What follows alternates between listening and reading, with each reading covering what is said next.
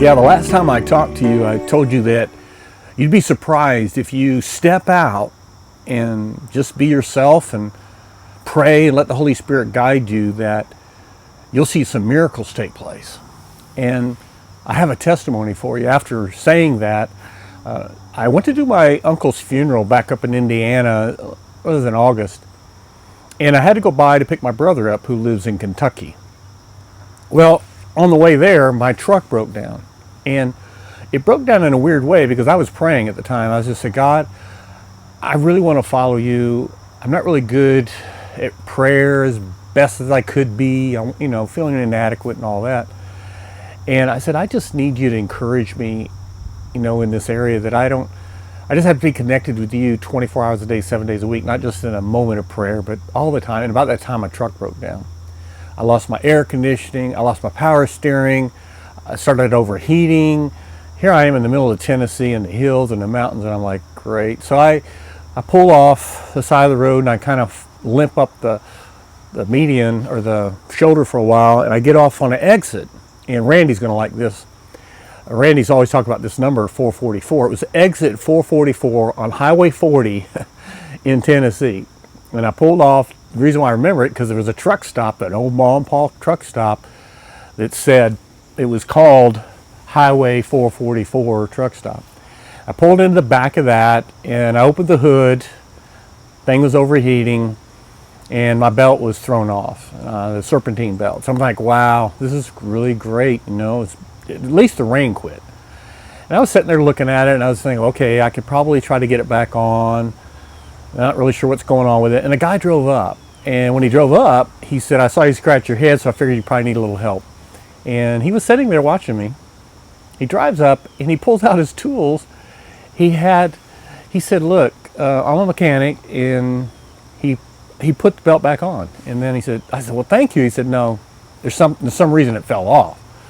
Start the truck. I started back up and it flew off.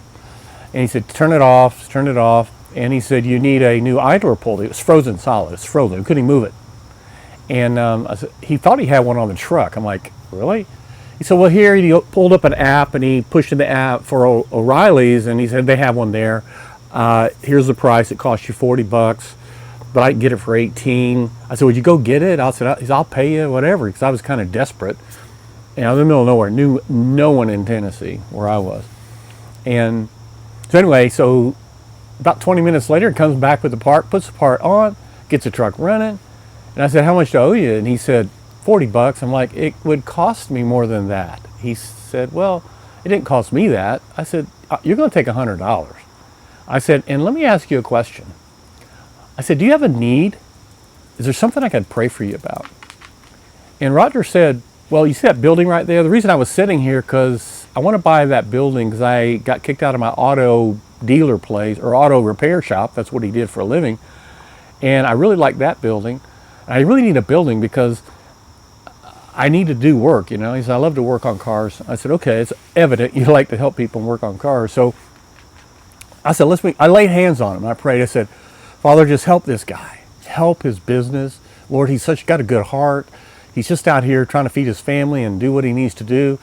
And I prayed for him for a while. And then I said, hey, do me a favor, Mr. Grooms is his name. I said, Mr. Grooms, when your prayer is answered, would you mind calling me? I gave him my card. He said, I will. Anyway, so I didn't think a whole lot of it and drove on down the road. Awesome. It took like 40 minutes from the time I broke down to the time I was leaving. And I got to my brother's house and told him what happened. He said, that was incredible. They were kind of worried about me out on the road anyway by myself. But so yesterday, the phone rings like 3 different times. Nobody leaves a message. And I'm getting all these calls anyway. And I'm thinking, maybe I better answer this one, because this one has been persistent. And I can always tell them I'm not interested if they're trying to sell me something.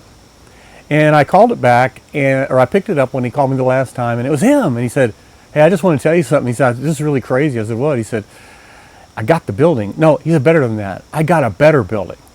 It's a whole lot better than that one. I couldn't imagine having this building. And now I'm up and running. I got it like a few days after you prayed for me. Like, really? He said, yeah. He said, the prayer was answered and I got the building, and I promised you I'd call you, but I lost your card. I'm thinking, wow. He said, and the weirdest thing that happened was I got up I kept worrying about it because I promised you that if the prayer was answered, I would call you and let you know it was answered. He said, but I woke up one morning and like out of nowhere, your car is laying on the middle of my desk. I don't know how it got there. I don't know how it got there. He said, so I promised you I'd call you, and I'm calling you to give you this message that the prayer was answered. So here's my point. It gives me goosebumps. When we're out there doing what God and open to what he's doing, even though if a car breaks down or you're in kind of a weird situation, ask God, what's he doing? And don't be all about you. Look around you. God had me there for a moment, and you're in a place for that moment. God's doing things. If you just open your eyes to the kingdom, ask the Holy Spirit to help you, we'll see some miracles happen. I hope you see a miracle today. Pray, ask God to help you, and I'll just see you later. Take care. God bless.